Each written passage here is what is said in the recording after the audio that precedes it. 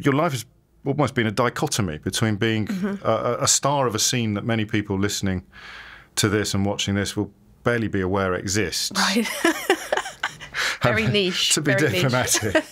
And then subsequently becoming a commentator and somebody who has sought to combine Christianity, public Christianity, with being gay, with homosexuality. So that's why I imagine you're never quite sure when you do something like this how you're going to be introduced. Yes. So I've now nailed how to introduce you by beginning with your confusion about how you're going to be introduced. I feel like I've lived two lives, basically. Well, you do. There is the before life and the afterlife. Yes, and 35 was the tipping point, the age as well. So it has quite a timely kind of chronology to it as well. But let's begin at the beginning. What we'll begin with is what you describe as a conservative church background. But I went to a Catholic monastic public school. I would call that a conservative church background. When this E word appears in Christianity, the evangelical, then even someone who was taught almost exclusively by nuns and monks, it's undiscovered country for me. It's new territory. So you were leading, your mum led musical worship at your church. So the combination of religion and music was in the cradle. I mean, literally from the beginning. Yeah, my grandmother actually did the same, so it definitely ran in the genes. And what does the word evangelical mean in the context of congregations? Yeah, so it's a form of Christianity that exists all around the world, and it's sort of quite modern in its expression. So you'd walk into a church, you might have heard them referred to as happy clappy. So you're likely to get, instead of an organ, you're likely to find drums, guitars, keyboards, that kind of thing, upbeat music that sounds maybe a bit like stuff you'd hear on the radio, which I think is really, really positive because it's almost reimagining church for the 21st century. But at the same time, evangelical churches still have quite traditional theology on some things. So you might walk into a service, see quite a modern-looking approach to music and spirituality, but actually their teachings on LGBTQ equality specifically is pretty much across the board that same-sex relationships are sinful and that marriage can only be between a man and a woman. Which is you leaping ahead to the meat of well, that's personal. when I would say when I say they're conservative or traditional. That's what you mean. I'm meaning particularly on the issue of same-sex relationships, but also the evangelical church has, over the last few decades, shifted on women as well. So there are some in a woman's place. Yeah, exactly. So there are some churches that would now call themselves conservative evangelical who actually don't think that women should be able to preach or become priests or bishops. And there are members of the Church of England who still feel that way, and they are kind of allowed to have that view because the Church of England is seen as a broad church. So those are the sort of traditional views that I'm talking about. And as a young girl, you are not aware that this is a relatively small constituency. Well, if you're living in the middle of it, it can feel like an entire universe. Of course. So there are... And are you living in the middle? I mean, you don't go to an evangelical school, or you don't, but church is the centre of your life. Yeah, so when I was growing up, church really was the centre of my life, and that form of Christianity has its own radio stations, books, CDs, conferences, youth meetings, summer camps. So it's quite easy to see how it could become a life for someone. You know, you can feel like you're in the middle of a universe. And that's a bit like how it felt to me, like I was in an alternate universe, really. Except you didn't know it was alternate. No, I didn't. It was the only universe you knew that existed. And then I think because my primary school and secondary school were existing under Section 28, that for me meant that I didn't ever hear about same-sex relationships anywhere. So, the teachers were essentially banned, weren't they, from talking about same-sex relationships under Section 28 in the UK. You were not allowed to. It was brought in under Thatcher, wasn't it? It didn't stay in place for very long. It only stayed in place for about 13 years. But this was the promotion of homosexuality was the word that they used, and people like Norman Tebbit were worried that it might be contagious. Exactly. And if you taught children, because not everyone's going to be as across this as you are. Yeah. So I'm not teaching you at this point. I'm just providing a bit of context. They said that it couldn't be presented in schools as a pretended family. Sort of set up, so you just couldn't teach that it was a viable option. And as a result of that, at least in my high school and many others I've heard of, it wasn't taught at all. So not in biology, not in sort of any kind of personal social education. And there wasn't any kind of, if you're dealing with your sexuality, come and talk to a teacher. It just there wasn't anything. So at home, at school and at church, for me, really all I heard was either silence or that it was sinful. Or grand negativity. Yes, grand negativity. Pretty vile negativity as well. Yeah. But before we sort of start examining that battle, both within you and without you, the rest of your schooling, because, not to be impolite, but it's not very cool doing Christian music. It's interesting you say that. I think, for me, I was never really that bothered about being cool. I remember the very first time I ever played one of my songs in church. Oh, you've jumped ahead because we haven't worked out yet how you knew you were able to write songs. But I mean, I just wanted to say that it wasn't necessarily about it being cool, but the first time I sang one of my songs in church, it felt to me so exhilarating to get to kind of combine my faith and my music and see people come up to me afterwards and say, I feel like I met God through that song. I mean, that's amazing. And I thought at the time that's what I'd love to give my life to. So even as a teenager, it might not sound like the coolest thing in the world, but I don't know, to me it seemed really meaningful. So you were lucky in a sense that you weren't bullied, that you weren't surrounded by people taking the mickey out of your Christianity? No. Actually, you grew up in Canterbury? I did. There were a lot of Christians in my year at school. Sorry to labour the point, when you say Christian, do you mean evangelical? I mean evangelical Christian. So there are a lot of people from your community, your congregation? Lots of people from, congregations across kind of Canterbury and Kent. Right. Why were they drawn to that particular school? Did it have a reputation? I don't know. I mean, evangelical Christianity is popular. It's the fastest growing part of the church in the UK. Yes. So if you go to London, churches like Holy Trinity, Brompton, big churches like Hillsong, there's thousands of people. So oddly, because it has actually quite a large population. Right, because I was working on the premise that you must have stuck out like a sore thumb at school, but not really, not at all, anything but. I would say I probably had. Well, I tended to gravitate towards people just like me, which I think is the problem. What did that mean? We clubbed together. We had something called the Christian Union that we ran at school, and I just spent my time as much as I could with other people that thought the same things as I did. And obviously today that leaves me with quite a lot of regrets, because although they were great people, I wish I'd just diversified.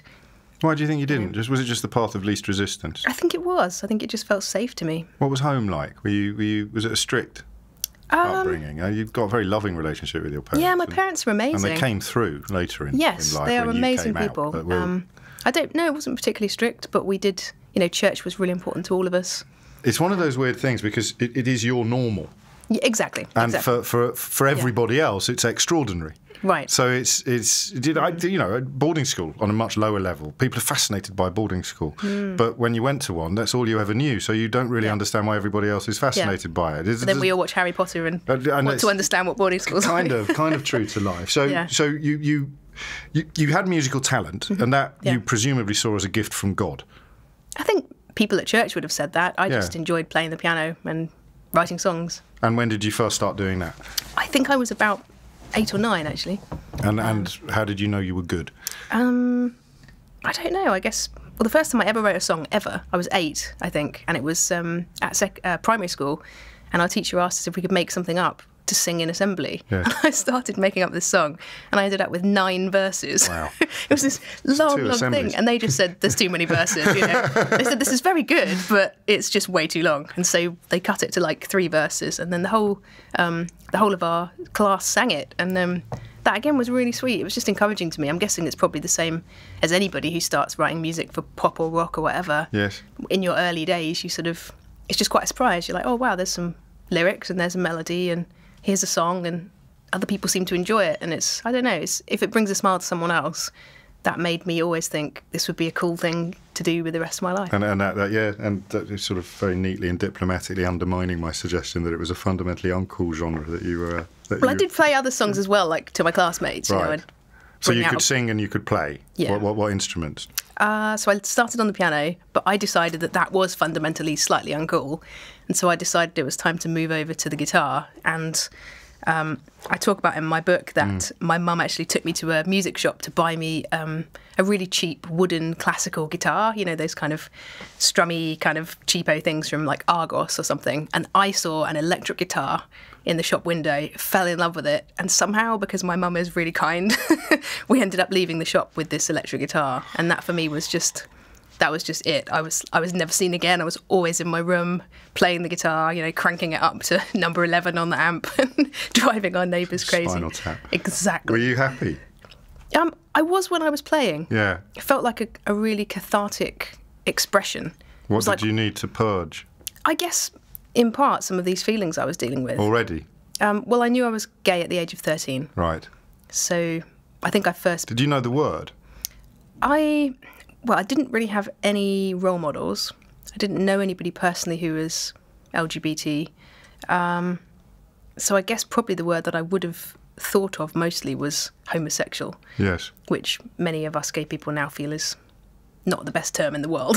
Why not? Why not? I think it's just the kind of word that tends to be used by critics. Yes. So if you listen it's quite clunky as well. Yeah, well, if you listen to anybody preaching in churches, they'll say, you know, in America, the abomination of homosexuality. It's got about 9 syllables in it, and you're just like, homos. So I think I've heard too many American Bible Belt preachers using the word to ever like it myself, so I just use the word gay. So you were writing music and experiencing a sense of catharsis while not ever writing or singing about the things that were causing you Mostly pain. I just sang... about Jesus? Mostly I sang kind of Christian music, yes. just things based on the Bible, which, you know, you may think is inherently uncool. No, I don't. I want to be clear about this. I think people like you are really important. I think to be proud and publicly Christian without being sententious and judgmental is for me, and it's not, as a radio phone-in host, it's not the most popular position I could adopt in the world, but I think we need more of that. It was very specifically the happy clappy music that I was mocking. It wasn't. Okay. That's totally fair. That's totally fair. It wasn't. I remember there was one evening when I wrote a song about a girl that I really liked in my class, and I just remember, I mean, my songwriting always happened quite easily. The words would just kind of fall onto the page, and I was just kind of singing out whatever was going on in my heart. And I remember after I wrote that song about a girl that I liked, I just felt so much shame. So much shame. It was just like a wave of shame hit me, and I thought, I've used this gift that allegedly God has given me, and I've used it for something really sinful. And I remember just crying and saying sorry to God and praying that he would forgive me, and saying that I would never write about girls again, and I never did. You'd be 13, 14 by this point. Yeah, really sort of tender-hearted, earnest. Well, it's the age at which you do. I mean, some of us write poems, some of us write songs, some of us sort of stare at the moon. You paint a picture of what sounds like, and at least in that compartment of your life, epic loneliness. Yeah. Yeah, honestly, I think that is the word that has characterised not only my teenage years, but everything up to the age of 35. I think isolation, you know, that sense of having this thing that you have to keep secret, that you can't tell anyone, not your parents, not your school friends, not your teachers, not your priest, because you've been told that it's so wrong and dark. How was that message articulated? How would you be? Because, I mean, I'm not unfamiliar with this world, far from it, but it usually focuses upon male gaze, doesn't it? In the church? Yes, in the church. In my experience, you know, it's usually, there's an obsession with the physical acts that men get up to. Can I tell you something quite unpleasant? Do, I did a pilot for Channel 4 about 20 years ago, and it didn't get commissioned, largely because of what happened next. And I turned to an evangelical Christian from Northern Ireland. They're a peculiar brand of evangelical Christianity because it's tied in with sectarianism and creationism. And I just asked him what was wrong with being gay, and straight away he said, "There is nothing wrong." No, I said, "But what exactly is your problem with being gay?" And he just straight away said, "It is not natural to shove your fist up another man's anus." Wow. And that, for me, is the fire and brimstone homophobic brand of preaching. I'm interested in how a young girl who has gay feelings what messages are you receiving? Is it broad and generic condemnation of homosexuality, or is it as specific and as graphic as some of the anti-gay male preaching can be? I think, I mean, a lot of the stuff I've had in later life from critics has been quite graphic. I'm thinking more about that. But growing up, it was just a blanket understanding of homosexuality in general. So that's two people of the same sex who go to bed with each other, and that is sinful. Or anything. Having the feelings was wrong, feeling attracted was wrong, kissing there was none of wrong, that. None of that hate the sinner, love the sinner, hate the sin stuff. Well, that sort of emerged later, probably in my late teens, and that was a phrase that the church kind of came up with to, I guess, try and make out that their theology wasn't homophobic. And the phrase is, love the sinner, hate the sin. Yes. So if you're a gay person, that means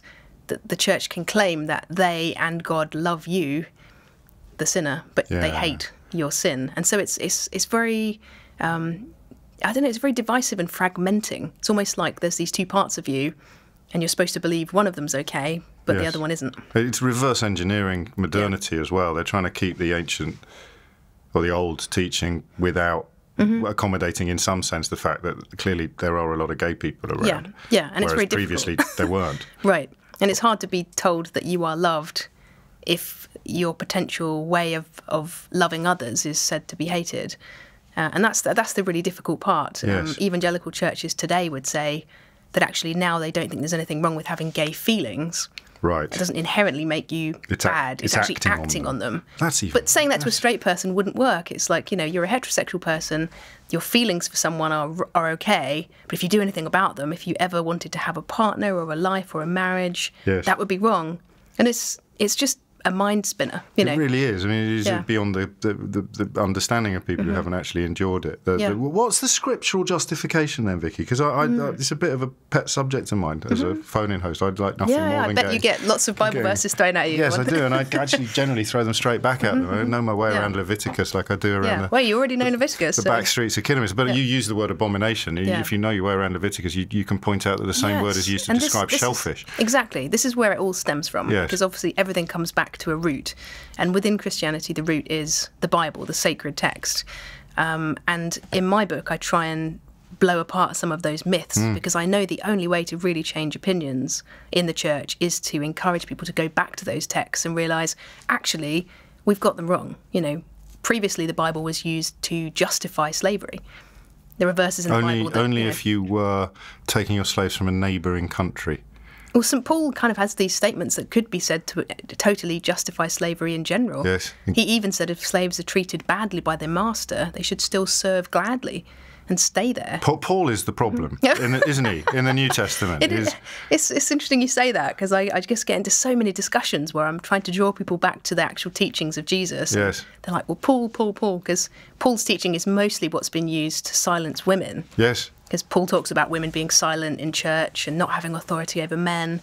It's just fascinating how many times in these discussions about equality of all kinds, Paul comes up. I'm normally quite cool with these conversations, because I posit a desire in people, because if you have chosen to focus on that bit of Paul, if you're trying to make a case against homosexuality or same-sex relationships or whatever it may be, and I like to tease people by pointing out all the other stuff they've chosen to ignore. So why are you so obsessed with it? But I can do that happily. But when you're examining that, you're talking about your friends and your family and your world, and they can't all be... The favourite theories are that people are secretly terrified of their own sexuality, and that's why they're so angry and so cross. But why does it constitute such a large part of the evangelical message? I don't know. I think... You must have a better idea than me. It's become a sort of bastion of protection. Do you need an enemy to unite a congregation? Maybe. I do wonder that. I really do wonder that, because I think a lot of evangelicals that didn't believe women should be priests and teachers and things, they had to admit that battle had been lost, because the Church of England finally, you probably remember, about 3 or 4 years ago, finally allowed women to become bishops, which again shows how slow progress happens within the church, because that's quite shocking, isn't it? Yes, it is. And I think a lot of the really traditional evangelicals were so disappointed that they'd lost that battle, that women were allowed to become bishops when they'd been campaigning against it, that I think now the issue of same-sex relationships has become the kind of final bastion to protect, to say, actually, we lost that one, but we won't lose this one. The last battle. The last battle, to quote C.S. Lewis. One of the finest theologians of the 20th century, which not all Aslan fans are aware of. It's true. He's an amazing man. We'll come back to you. He's a beautiful writer as well. We'll come back to that, because I want to get back to you realising that your musical gift was a little bit out of the ordinary. And I don't know, let me speculate that perhaps because you were aware of this conflict inside of you that presumably you wanted to postpone or ignore for a long time. You tell a story about telling a priest in the hope that he would help you pray it away, is the phrase that you use. That's heartbreaking stuff. Yeah, no, it was. The idea that you're so convinced that there's something fundamentally wrong with you that you want to fix it. Yeah. So presumably your music, you probably doubled down on the music, because every minute that you spent being musical was a minute you didn't spend being frightened and guilty and shamed. Yeah, and the music was getting a really positive reception in the church in the UK. I think I signed my first major publishing deal when I was about 17. Is there a lot of money in it? No. No. Because, as you said, it's inherently fairly uncool. Yeah, well, yeah, but still, I mean, not every 17-year-old gets You to can sign. make a living doing it, kind of a meagre living. I mean, some people do very, very well out of it. But you became quite a big star. I mean, you soon crossed the Atlantic. Or your music did. Yeah, it was encouraging to see the music catch on, because churches are always looking for new music to sing, because obviously they have endless services. And how long are the services? It really depends. In the UK, maybe an hour. Okay. But some of the more sort of American Pentecostal, looking at a good 3-hour marathon, you need to take snacks, you need to take water. you need biscuits and tea and stuff. So when did you? So you signed a deal. It happened quite naturally because music is such an intrinsic part of this world. I guess it would be the equivalent of songs going viral. Right. And at that time, I was so afraid of that aspect of myself, my sexuality. And fear of being rejected by the church. It was an amazing feeling to think there was this other part of me that people in the church really appreciated and said was good and holy and glorifying to God and all those kind of words, And I thought, okay, so I need to just forget the fact that I'm gay. I need to just assume that I'll always be single and focus on this one thing that I can do that everybody tells me is good. And, maybe somewhere along the way, God will make me straight. Because that seemed to be still what hold on to thoughts I was told, there's this thing called conversion therapy, and I'd heard so much about it. And there's a part in the book where I actually attend a really big youth camp. It's about 4,000 young people there for a whole week in the UK, and they had people get up on stage and say, kind of giving their testimony, as they would call it. And one of them said God had set them free. These were people my age, set them free from being an alcoholic. Mm-hmm. One of them had been set free from being a porn addict. And then a girl got up and said she'd been set free from being gay. Mm. And then they said, if anyone here in this big audience of 4,000 people relates to any of that, you want to come forward, we'll pray for you, and God can do the same for you. So I was so nervous, I'm looking out at 4,000 people, but I just took the courage, because I was desperate, and went up to the front and ended up having what turned into an exorcism. You describe it in the book as a form of exorcism. So they're trying to drive the demons out of you. Exactly, and I don't use 16-year-old girl. I was 16, and I don't use the word exorcism lightly, but it began with 2 adults just praying for me quietly in quite a respectful way. But then I think they thought I was a difficult case because I was a gay Christian, and that to them was a bit of a battle to take on. And so they just kept because most people would have rejected the Christianity. Mm-hmm, exactly. Whereas you chose to try to reject the gayness. And so these people praying for me were like ushering over these other adults saying, come on, we need more spiritual resources. So I had about 8 people standing around me, and they started shouting, demons of homosexuality, get out of her. I'm obviously just so embarrassed because and it's that age when everything's embarrassing and everyone's watching, and and they just prayed and prayed for ages and ages. How long? Must have been at least 25 minutes. This is child abuse. And it felt so hard, and I couldn't really stop it, and I was crying, and I think they thought I was crying because I was maybe being delivered. I don't know, but it was really hard. Crying out the demons. Right, and at the end of it all, they just said, this is such a big day for you. God's set you free. You can go out and sin no more. And then they told me, and I say this in the book, that if it ever came back, those feelings ever came back, if I tried fasting, so prayer and fasting from food, that was kind of a biblical way to also be set free from difficult things. And I thought, great, maybe God set me free. If he hasn't, I can keep praying and fasting. Obviously, it didn't work because I'm still here and I'm still gay. How quickly did you realise that it hadn't worked? Probably took me about 24 hours. But at the time, obviously, I was devastated because it raised all these questions for me about this must be my fault. Yes, of course. I don't have enough faith. It's quite a classic thing that Christians are often told. If things don't happen that you pray for, if you just believe more. Or maybe if you were a better person, or you had prayed more earnestly. It's almost the currency of guilt and shame, isn't it? What did the rest of them feel guilty and shameful about? What do the straight members of the congregation? Because it seems to be the fuel in the engine of the. I know there's a lot of positivity to it, and a lot of love, and a lot of encouragement to be excellent to each other, and to love thy neighbour, and to do unto others as you would have done unto yourself. Good summary. Which is why I'm moulding. Good summary of the whole religion. Bill and Ted's Excellent Adventure viewed through the lens of Christianity, or vice versa. But the guilt and the shame is omnipresent. It just if it's not directed at you, it's a very different experience to be in that church than it is if you are feeling Right. the target. I think the original message of guilt and shame was actually supposed to be a really positive part of the Christian faith. So the original message was, we're all shameful in our own ways, but God loves us, and Jesus, came to earth to die for that. That's original sin as well. Yeah, I think that. So the place of shame in Christianity is only really supposed to be the bad news before the good news, right. But then for someone like me, there wasn't really any good news, because it was, you're sinful and shameful as a homosexual person, therefore you need to never be in a relationship, never express that, and be alone for the rest of your life. And to me, that's just not good news. How would I recognise the 16-year-old you? Yeah, haven't changed much. No, I mean in turn, because you're happy and giggly and.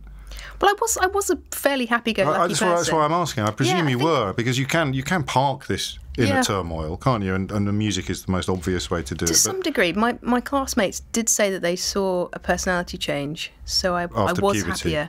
Well, I think 13, 14, but then a lot of teenagers do change anyway, don't they? Very true, yes. But for me, it was a sort of sense of withdrawing from things. So my friends noticed that I just didn't really join in. I mean, a lot of the conversations at that time were about which boys they fancied, who they were dating. Did you pretend? I did a little bit, but I had no idea what to say. And it was all such a shock to me to be having these feelings and suddenly feeling so different from my classmates, who were all girls, because it was girls' school. And so, they just noticed me pulling away, becoming more isolated. My parents noticed I spent a lot more time in my room. But then obviously I was playing my guitar the whole time. I was probably a bit of a grumpy teenager. Sure.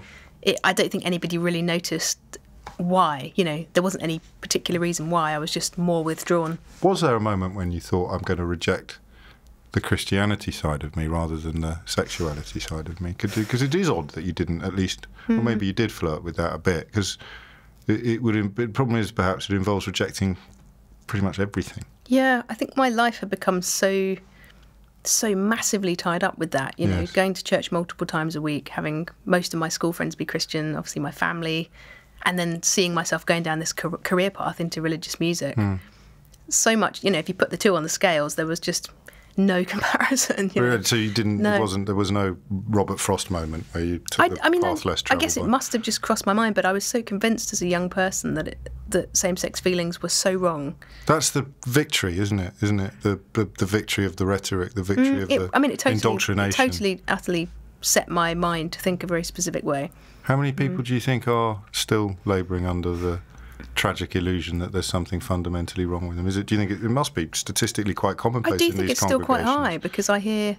I tend to hear from people when they're making that leap to kind of come away from that teaching. Or they're preparing to make that leap. Yeah, so I hear from a lot of, people of all ages, but especially what bothers me are young people. Yes. Because I think we're a lot more impressionable, aren't we, when we're kind of young. Lots of young people saying, I've been taught this all my life. I'm 17, 18, people often say things like, I'm off to university. I'm finally going to get to explore a more diverse world, to move away from my family and my church.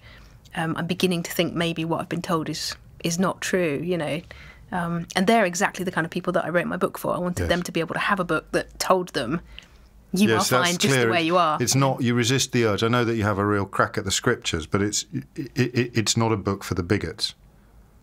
No, I think if anybody's coming to it with a very closed mind, they're still going to walk away with a closed mind. I mean, I think it would take a lot to read my story and not have somewhat of their heartstrings pulled at, because it's just been a really difficult, painful journey. It's visceral. I think anybody with any compassion in their heart would have to say that they are sorry that I went through what I went through. But at the same time, not sorry enough to No, I don't think anybody who's totally fixated on one view would change their mind. We jumped a bit because we haven't actually finished with the scripture stuff, because I know what I'm presented with, and you say Jesus' teachings. Jesus never said a single word about same-sex relationships, not a syllable. No. So that's why I always think the conscious effort that's involved in focusing upon this aspect of human behaviour, this aspect of the human condition, is slightly suspect. It is slightly weird. So what were the teachings you were receiving? Was it because you've got the Paul stuff, but that's quite loose about... Most of it was Leviticus stuff. It was still, which is really easy. I mean, it seems easy. You're breaking the rule about two separate types of cloth at the moment, I know. aren't you? I mean, when you look at the book of Leviticus in the Old Testament, and this is probably very boring to most people. I don't think it is. It is interesting that was the ancient law given to the people of Israel. And like you say, there are very interesting things in there, in the same lists even, and these things are called abominations, which is a word we're quite familiar with in the context of same-sex relationships. But equally an abomination is eating things like shellfish.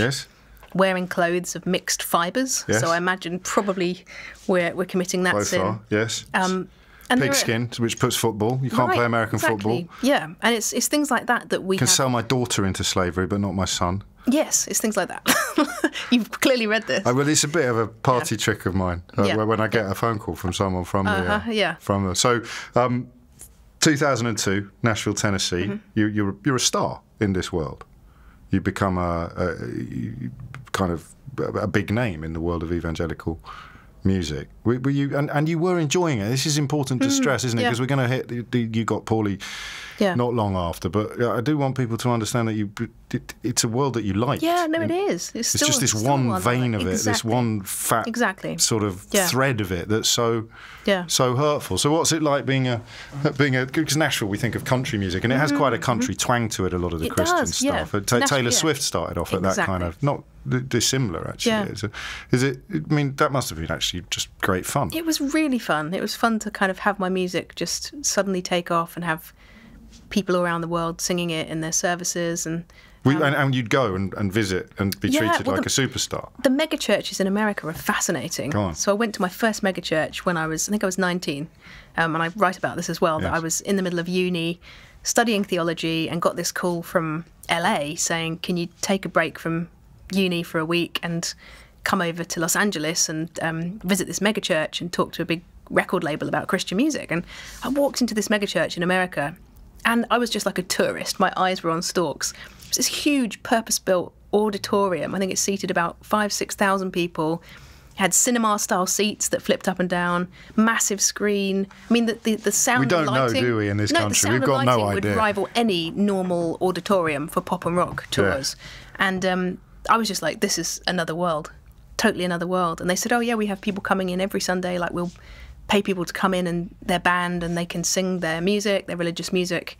And I think at that point I realised that people actually did it as a job, because there were so many of those big churches across America that you could actually do that every Sunday and some in the week, and it was actually a viable living. And in terms of the touring, it really is on a par with any other music. So big, tour buses, black tour buses with leather seats, and it's just, you can't really tell the difference in Nashville between the country artists and the Christian artists. That's a completely alien world, isn't it? It is alien. You're either in it or you know nothing about it. Yeah, it's quite alien. There's no middle ground at all. Because in the UK, obviously, a lot of the churches are, just small stone Anglican churches, Church of England parish churches, whereas in the US, you're just looking at these huge auditoriums. And part of that doesn't sit well with me, to be honest. Part of me does wonder, is that the best use of people's money? And there is a sort of celebrity showbiz element to it, which I was never comfortable with, and I still don't really like. No, and there is a constant importuning to raise money, isn't there? Yeah, and I don't think the word celebrity or rock star should ever be synonymous with Christian faith. Although you became in your own words, the poster child for evangelical. I've never said that myself. No, I know, but there's the words that you... Other people have said about it. Yes. But, I mean, I think for me it was one step at a time, growing up in a village in Kent, writing songs for a church down the road, following step by step, and then weirdly finding myself in these 5,000-seater churches in California. It wasn't like I ever kind of aspired for that. I just followed one opportunity led to another, and before I knew it, I was there blinking in the lights going, how on earth did I get here, and what is this, Forgive me if this is an inappropriate question, but did the fact that you're very beautiful play a part in it? Oh, you don't have to say that. That's very kind. Well, I mean, I don't know. Because presumably when there's something in the physical presence as well. It's not just the music. You look fantastic up on the stage, and you sort of... It's nice of you to say so. Well, it's kind of obvious. Well, there was a lot of pressure, actually, when I arrived in Nashville. Right. Funnily enough, the first thing that happened was one of the record label people looked me up and down, decided that I needed to lose weight, and so gave me the number of a personal trainer. Yeah. So that's a big yes, the way you look was a part. Yeah. And then I heard other conversations saying, we're interested in signing this other British worship leader guy because he's really handsome. Okay. And so I would hear conversations like that, and I think, in the words of those sort of people, they were looking for the whole package. And I was always very insecure, I think probably because of all my own shame-based issues. Well, exactly. That's why I'd never felt attractive. I'd never felt good enough. I would always be looking in the mirror thinking I need to be skinnier, I need to look different. I'd always actually really wanted to cut my hair short, and it actually took me until, my 30s to cut it off, because everyone over there just kept saying, oh, we really like the fact that you could have long blonde hair, like that really helps us. Yes. And inside I was thinking, I'm such a tomboy, I just want a buzz cut, and to show up in my Converse high tops. And but it's almost like you've doubled down on the contradiction in this, because you've become the kind of virginal, beautiful poster child for evangelical Christianity, and inside you still know that you're a frightened gay woman who is worried that you may never kiss anyone. I mean, had you had any experiences at all at this point in your life? So I didn't really feel confident enough to live any kind of double life. No. I think a lot of people with my story would have had this kind of, behind closed doors there was a different story. But I was always so earnest, and my conscience was incredibly sensitive. I'm the oldest child in our family, and I know often oldest children can have that sort of sense of responsibility. Of course. And I've just always been like that. I was such a perfectionist throughout all of my childhood and teenage years. But you're tamping down so much as each year passes, aren't you? You're holding, you're tightening, and this begins to manifest itself physically. But before that, you kind of go searching for a happier place to be. You move from Nashville to San Diego. They greet you by banning same-sex marriage shortly after you got there. Just to coincide with my arrival. In California. That gave a big fillip. That was a big boost to the Christian. I hate using the word Christian in this context, because what you're describing to me has nothing to do with Jesus, but we'll have that conversation privately. It was, it was quite ugly, this atmosphere that you found yourself in. And even before you came out, you started being targeted. Yeah. So why was that? When it got to that point politically, so at this point I was in my late 20s. Yes. I'd managed to kind of outrun the topic of same-sex relationships most of the time. It wasn't kind of on people's agenda every Sunday. Occasionally it would be in the places I played and sang, but very rarely. But then in California, Proposition 8 was a law that was coming in to, it was about same-sex marriage. And the churches were becoming very political. And we know that with Donald Trump. I think 81% of white evangelicals voted Trump in. So the church in America is... So you would have been one of the least surprised people in the country. Oh, yeah, totally unsurprised, because they were my audience. Got you. So around the time same-sex marriage was going to be introduced to California, the church was becoming more political. So suddenly everywhere I played in these mega churches, the sermons would be about this political topic. So it would be, as dramatic as, preaching about gay people bringing the end of the world, that they belong to the devil. And then suddenly they'd say, and now the lovely Vicky Beeching is going to come up and play some more of her songs. And I'd been sitting on the front row, close enough to even feel the preacher's spit, And I had to sit there through those horrendously homophobic sermons and then get up after they'd said what they said, almost as if I was providing some kind of soundtrack, to their rhetoric. This must have been tearing you to pieces. It did become harder and harder. It just felt like everything in me wanted to grab that microphone and just scream, like, you're talking about me. Yes. I am one of these people. It's not these gay people out there. It's gay people in here, inside the church. Yes. But I never was able to do that. I knew I would lose everything. At that point, actually, not only my livelihood, but my US work visa, my permit to even live and reside there. And I lived there for 10 years throughout all of my 20s. I would have lost that, my record deal, all of my income, all of my friends. I don't know what I would have done, So at that point, I just had to go along with it. But it was taking a greater and greater toll on my mind and body. Culminating in you getting really quite poorly. But this was after you came back to England in 2012. Well, it was in the US that I began to develop extreme amounts of fatigue. And in the end, I was looking in the mirror one day and I noticed that I was getting all these white patches on my skin, and I didn't really think much of it, but they didn't go away. And I was more and more concerned. So I went to a doctor actually in California first, and I said, what's going on? I'm exhausted all the time, strange white patches appearing on my skin. And he said, I was terrified. I was really terrified. And he said, actually, I'm afraid it's really bad news, because I thought maybe it was I don't know, eczema. Sure, or of course. Something that you could just grab a lotion and go, yes. you know. And he said, actually, this is an autoimmune disease called scleroderma. And he said what happens in scleroderma is that your skin cells begin to turn into scar tissue. And in his exact words, he said, your body is literally fighting against itself. And do you know for sure that this was a kind of physical reaction to your mental trauma? Well, as you can imagine, I've done a lot of research. I thought you might have. So both that doctor and then the senior guy in London for scleroderma, who I now see probably every 3 or 4 months, along with 2 other specialists, all of whom have said autoimmune diseases happen for a whole variety of reasons, but you can have them dormantly in your body and never, ever have them manifest. But in their opinion, stress and trauma have a huge factor. You know, they play a huge role in triggering these illnesses. And they just said, especially, you know, in people like me, you know, younger women that have had lots of stuff going on, there's just an odd number of people that come to them with autoimmune illnesses. Really? And they really believe there's a kind of psychosomatic role, that if you are under a huge amount of stress and trauma, your body sort of signals that there's something wrong. It's utterly plausible, isn't it? I mean, it's, and for me it was just, you know, the constant shame, anxiety. I mean, they would link it to physiological things. So yes. I had been stuck in fight or flight mode for my whole life. Yes. You know, my adrenals were just messed up, you know, so much adrenaline in my body, all this fear, all this shame, constantly on edge. It takes a toll on your physiology. Culminating in chemotherapy. Yeah, well, they said that to me in that day in California. You'll need a form of chemotherapy.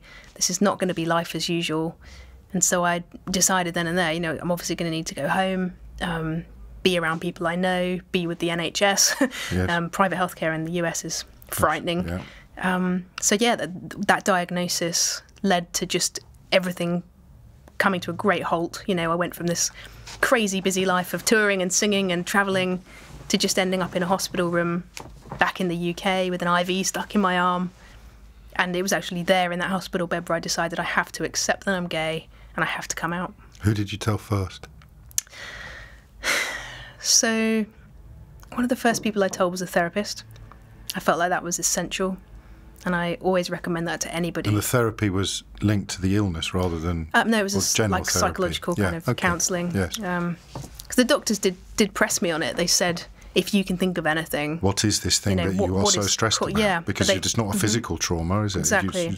They did say, you know, whatever it is, you don't have to tell us, but just sort it out. Right. So they knew. Yeah, and then you knew they knew. I think I knew that they knew there was something going on, but they were very British. The ones I talked to, so it was like, you know, no need to tell us. Stiff upper lip, go away, sort it out, tell someone else. Gosh. You know, so yeah, I think I've probably worked with about 5 or 6 different therapists since that health diagnosis, yes. and I still have people that I work with today. So it meant to help you come to terms with a lifetime of denial and shame. It does feel like that. It does feel like that, and some of them have even said that they feel like I was brainwashed. Yes. And that's quite a lot to come to terms with. I would never use those words about myself. Because I mean, did it shake your faith when you got ill? I think I felt devastated that living by the teachings of the church had wound me up in such a broken, damaged state. But you still loved the church?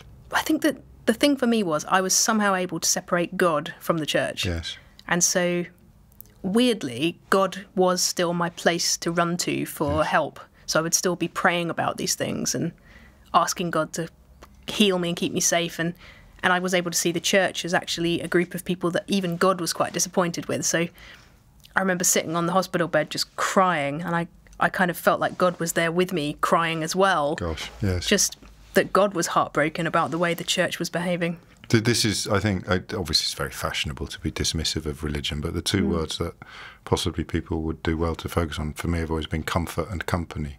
Yeah, I think faith. And you had very little comfort or company elsewhere in your life, so to give up God would have been almost too much to bear. It would have, absolutely. Yeah. Who was the first person you told outside of therapy?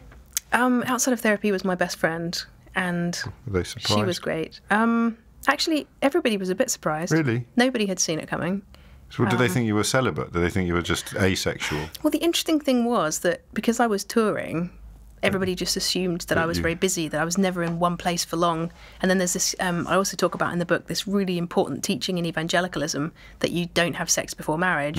So that helps. You know, dating is kind of, you only really date if you're quite serious. So you'd probably hang out with someone as a friend, of the opposite sex, of course. You know, hang out as friends in groups. That's really encouraged, like church groups, you know, with other people there, so it doesn't get too intense. And then if you actually think there might be a possibility for you to get married, then you start dating, kind of with that quite a serious air to it. So casual in a way, dating is not really smiled upon. It lends itself to denial. Yeah, it does. So I actually ended up speaking about kind of the abstinence movement and all the kind of teachings of evangelicalism because, I mean, people just expected that of me because I appeared to be a poster child for that, I suppose. But little did they know I was just, you know, in pieces, kind of crying and living a closeted life. Did you fancy people close to you? Did you ever did you just really fancy someone who you were seeing? I totally had heartbreak over multiple women. And it was always so difficult because nobody knew, I couldn't tell anyone. I mean, all of them were straight, so I doubt whether it would have worked out anyway. But the most heartbreaking aspect was that if I had, you know, someone in my close friendship circle who I developed feelings for, and I would say a couple of them I even fell in love with over the years, I would always be the one that they came to saying, I've met this amazing guy, you need to meet him, we had our first kiss, or we're engaged, will you be my bridesmaid? And I mean, that is just heartbreaking, you know, and I know loads of closeted gay people have experienced exactly the same thing. Male and female. Exactly, and it's just devastating. You feel like you're invisible, like you can't talk about how you're feeling, that you're never going to have a chance with anyone. So you eased yourself out of the closet, and then in 2014 you announced it. Yeah, well, I told... You'd already, just to be clear, you'd already spoken up in favour of same-sex marriage, so you'd already alienated... I'm going to use the word market, because I'm more comfortable with it than congregation. You'd already alienated much of the old market. Well, it was sort of a step in the water. I was kind of dabbling my feet. So it was only a few months before I came out, and I thought, I wonder if this will be a good kind of, I don't know, almost just a litmus test to see what happens. Because I had so much love and affirmation from that whole world in the US and the UK within evangelicalism. I thought, I wonder what would happen if I said that I think same-sex marriage could be okay. And for me, that was a lot easier than saying it's about me. Yes, of course. And so I went out on a limb first and said, actually, I think same-sex marriage is acceptable. That the Bible, you know, we've misunderstood the Bible, and the backlash was just unbelievable. I mean, a lot of my stuff is done online, so I've always been a big blogger and lots of stuff on Twitter and Facebook, and just the wave of stuff that came at me about how appalled and shocked people were that I'd even encounter sort of any theology and give it any credence, you know, that same-sex marriage could be okay. I mean, I was just overwhelmed by that, and I thought, that is not a good sign. You know? Why didn't it push you back? Why did it then, because months later, then you went the whole hog? Yeah, I mean, it did make me reconsider, honestly, it did. I thought, actually, if that is the kind of vitriol that I'm going to get... I'm talking about other people. When I'm talking about other people and just the theology being okay, but it was just too much. I couldn't... I think once I'd stepped out that far, it was just too hard to not say, actually, the people you're saying these vicious things about, it's actually me. And so, although it was frightening, I just felt like I had to go all the way, and a few months later say, this is my story. And I got to tell it to a journalist from the Independent newspaper, and made sure that we really told a detailed, long piece that kind of, it just got everything out there once and for all.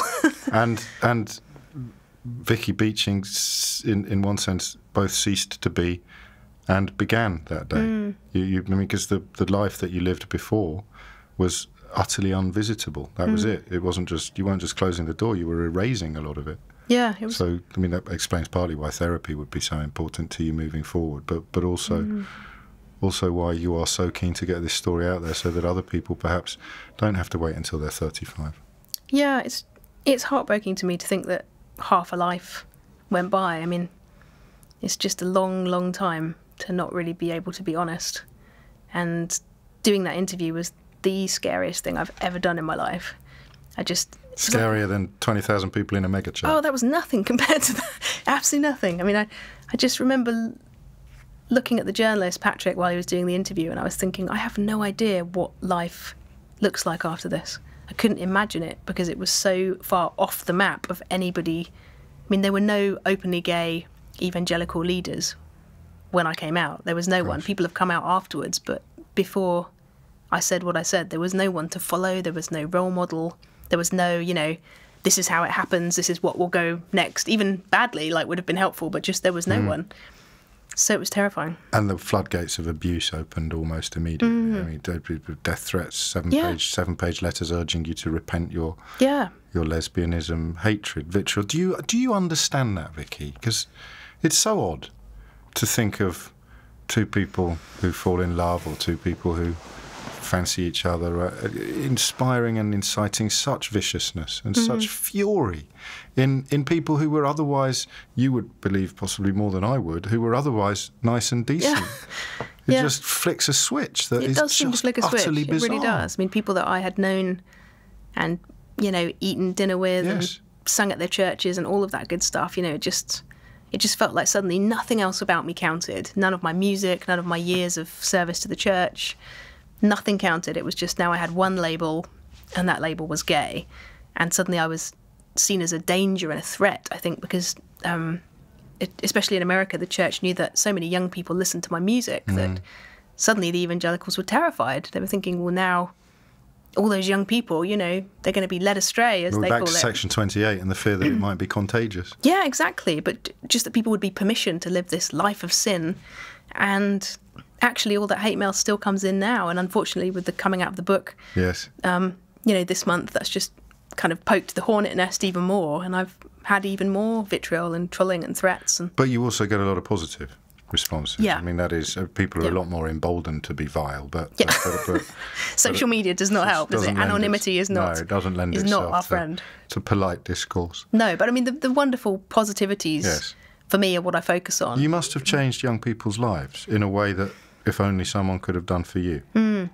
That has become my goal, really, just to be what I needed when I was 13.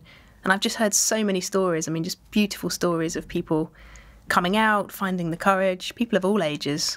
Do you know, it's quite bizarre because I'm not quite sure what the schedule is for these podcasts being published, but I've been talking to Caitlin Moran today. Who's written a book. She's fantastic. Yeah. But you have a very similar story in the sense of you want to tell young girls the things that you wish someone had told you. Yeah. But I mean, Caitlin won't mind me saying her story is one of a degree of I should probably say promiscuity, but she talks a lot about sex and a lot about giving advice about sex. But oddly, because if you saw the two of you in isolation, the idea that you were both on a mission to help young girls cope with the world they were living in a way that no one could help you, you're actually two sides of the same. Yeah, no, I have huge respect for her work. I think it's absolutely brilliant. I love what she does. I've read her books. I think they're fantastic. Knowing that I was doing interviews with both of you today, I didn't think there would be any common ground, but it turns out that the common ground is huge. Yeah, I think you have a mission. You almost have, and that would be like for you a Christian duty, perhaps, to help Not others. really, no. I think it's just a human duty to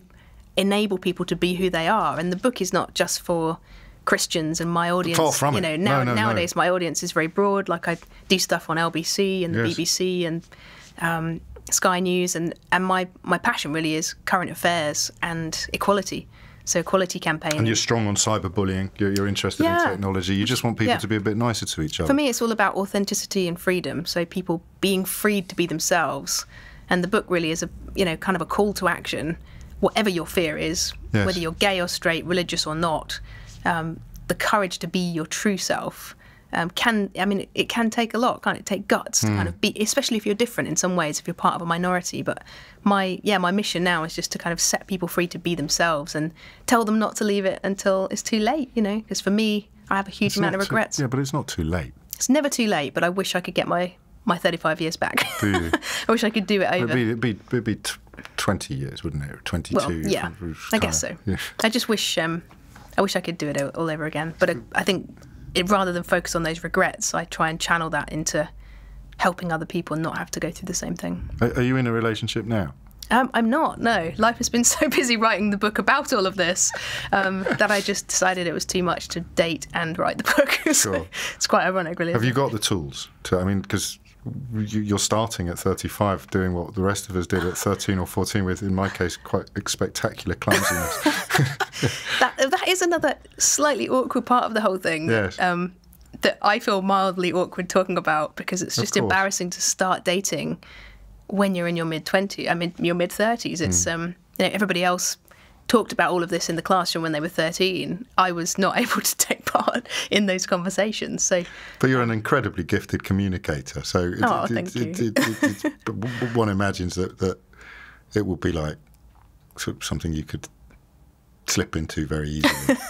Well, I had my first relationship after I came out, and there's a couple of lines in the book about how I just didn't really know how to do dating, especially like lesbian dating. And I say in the book that I'm really confused because I've been raised with these really traditional Christian views, that male headship, basically men sort of lead the relationship. Yes. So the man would always pay and open the doors. And I was like, who opens the doors on a lesbian You're never going to get out of this room. Who pays the bill when it's two gay women? I was so confused. And it was just kind of lucky that that woman that I ended up being quite a serious relationship with for a year after I came out, she had always been openly gay and was obviously good at all the protocols. Yes.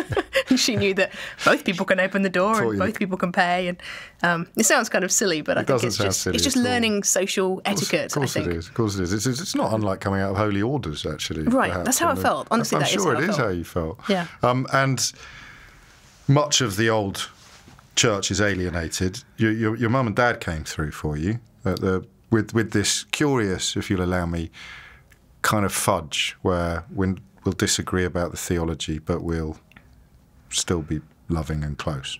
I think all of my family are on a journey, and I think that's all that matters to me. They are trying to understand. Yeah, the way my family has treated me has not changed. So me coming out has not in any way changed their love for me or my welcome at home. When I was in that relationship with that girl for a year, they were very happy to meet her. We went out on a day trip together in Battersea Park, and it was wonderful, So I haven't felt any judgment or negativity, and we're on a journey. Some of my relatives are slightly more on the same page as me about what I think the Bible says. Other relatives are still not sure, but I feel for them, because it's hard to undo.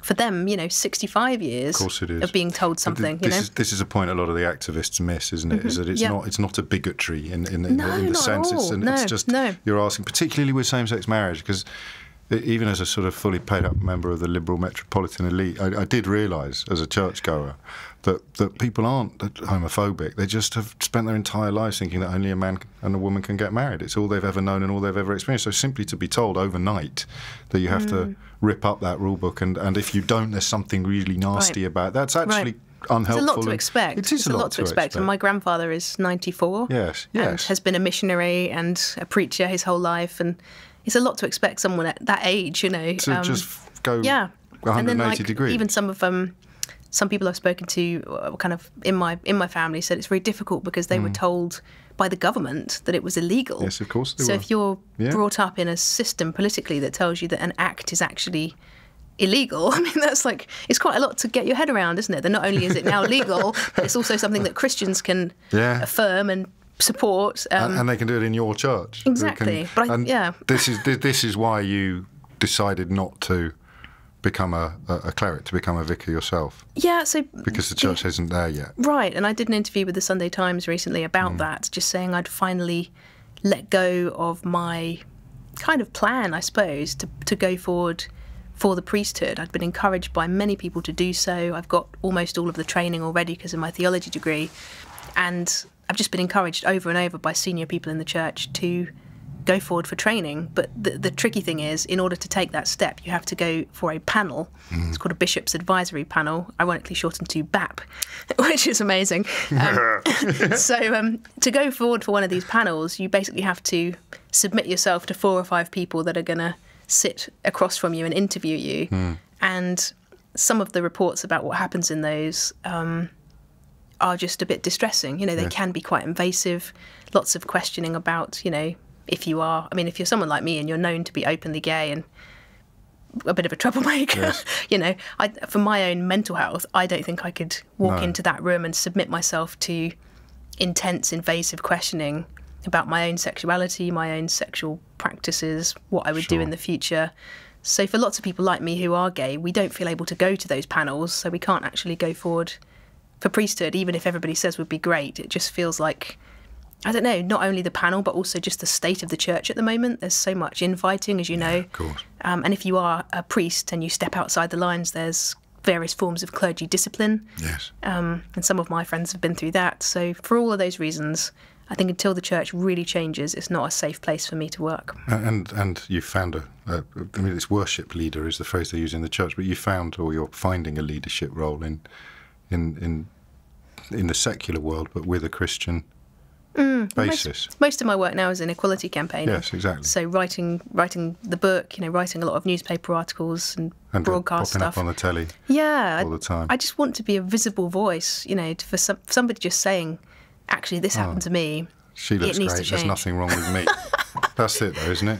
Well, I do want to give people hope. I think if I could come up with one word, I just want to give people hope if they're stuck in that place of feeling like they can't be gay and Christian, or whatever it is, bisexual, transgender, whatever it is that the church says is wrong. I just want to tell people, actually, come out of the closet and be you, because God loves you. But it's also, as you say, it's anyone who's got fear. Mm-hmm. It's not just sexuality. Anyone who's frightened or scared, there's a message for them in this book. As you say, it's for anyone and everyone, because it's about authenticity, being the real you, isn't it? Facing your fears and living the fullest life possible. Yeah. Final question, and this is more out of my personal interest and my own curious relationship with religion. Where do you worship now? Mm-hmm. So my background obviously is in the evangelical, happy clappy churches, but I tried going back to them after I came out and actually ended up having to walk out in tears several times, because I would see people, standing up the front, singing and doing the things I used to do, and know that I would never be welcome. So actually now I go to cathedrals, right, and often evensong, which is just a kind of evening sung service, and I just love the anonymity. I love that I don't have to be, grilled by anyone. It's a more meditative experience. It feels like I meet God in the silence. Yes. And even in the architecture, because just looking up, those gorgeous ceilings and pillars. Exactly. It just sort of, I think it's just meant to lift your eyes up, isn't it? To remind you that actually, when it all feels a bit much and the world's closing in, you can sort of look up and feel that sense of, the greatness of who God is. So I often find myself going to cathedrals in the middle of the day as well, if I just need a bit of peace, when all the hate mail and the death threats and the social media vitriol is coming in. I just sneak into the back of the cathedral and just sit there and have a bit of silence and just remind myself, I think, that the church has changed on slavery, changed on women, it's going to change on LGBT equality, and I believe that we're on the right side of history. And I think, if you'll allow, your work will speed up that process. I really, really hope so. Vicky Beeching, thank you so much. Thanks. That was lovely. Hello, I'm James O'Brien. Thank you for watching this episode of Unfiltered. Not only is there plenty more where that came from, but there's plenty more to come as well. So make sure you subscribe to Unfiltered and put yourself at the front of the queue for all forthcoming interviews.